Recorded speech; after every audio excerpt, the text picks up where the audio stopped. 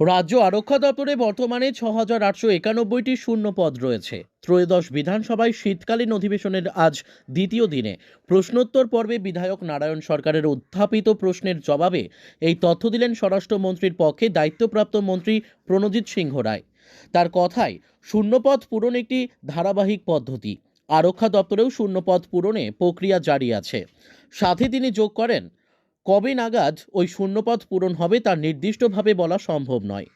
আরক্ষা দপ্তরের শূন্যপদ নিয়ে বিধানসভায় প্রাপ্ত তথ্যের ভিত্তিতে সিপিএম বিধায়ক নারায়ণ সরকার অতিরিক্ত প্রশ্নে তুলে দাবি করেন, রাজ্যের নিরাপত্তা আরক্ষা দপ্তরের হাতে ন্যস্ত হয়ে রয়েছে।